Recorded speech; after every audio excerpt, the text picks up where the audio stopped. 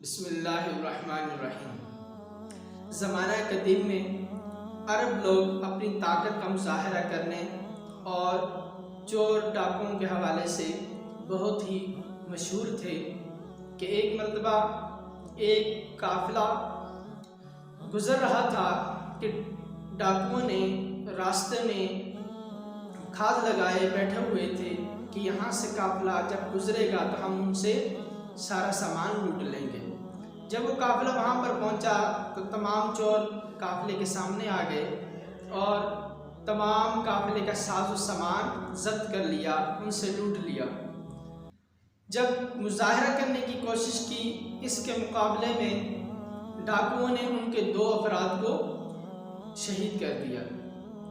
انہیں جب شہید کر دیا اور جشن مناتے ہوئے وہاں سے سامان وغیرہ لے کر چلے گئے۔ اب جب وہ لوگ شہید ہو گئے تو غریب جو قافلہ تھا اپنے سالار کے کہنے پر مزید آگے سفر کرنے لگا غم میں، اور روتے روتے وہاں سے آگے کی جانب سفر شروع کر دیا۔ کچھ دن گزرنے کے بعد اس قافلے میں ایک صحرا کے قریب پہنچے۔ رات کا وقت تھا، انہوں نے وہاں پر قیام کیا کہ رات یہاں پر گزارنے کے بعد صبح دوبارہ یہاں سے روانہ ہو جائیں گے۔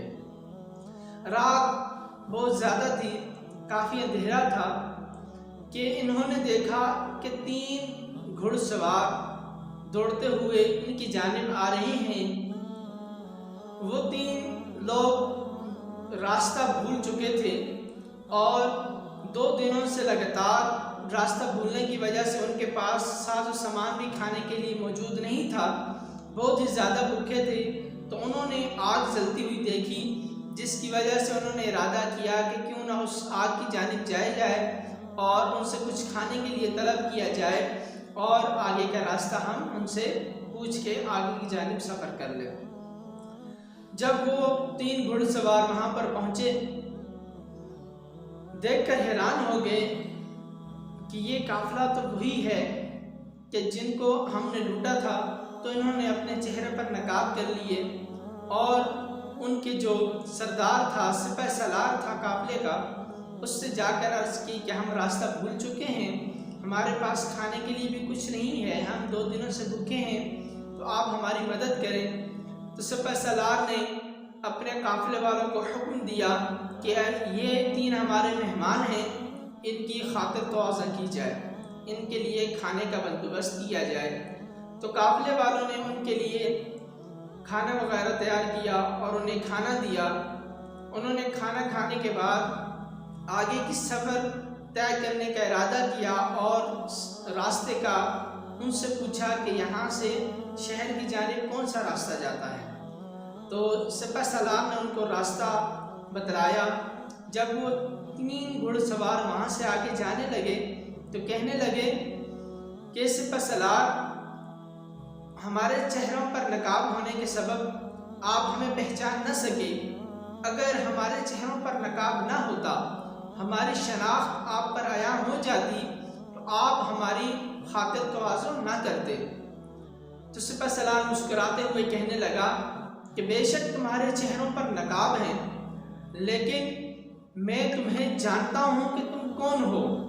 مجھے معلوم ہے تم ہی وہ لوگ ہو کہ جنہوں نے ہمارے قافلے کو لوٹا تھا اور ہمارے 2 لوگوں کو شہید کر دیا تھا، ان میں سے ایک میرا تو سگا بھائی تھا۔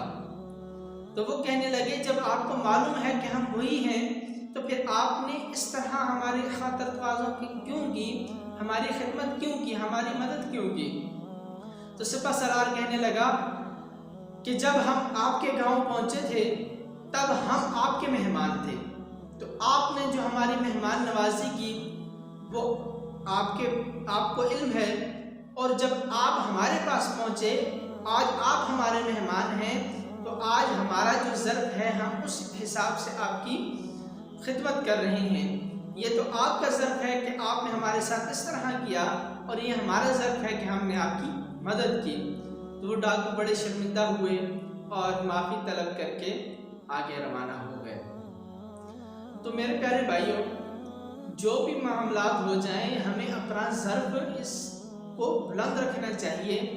کوئی اگر ہمارے ساتھ برا بھی کرے تو ہمیں چاہیے کہ ہم اس کے ساتھ اچھا کریں، کیونکہ یہ تو اس کے ظرف پر ہے کہ وہ ہمارے ساتھ کیا معاملہ کرتا ہے اور ہمارا ظرف کیا معاملہ ہے، ہمارا ظرف کس طرح کا ہے، ہم لوگوں کے ساتھ کس طرح ظرف رکھتے ہیں۔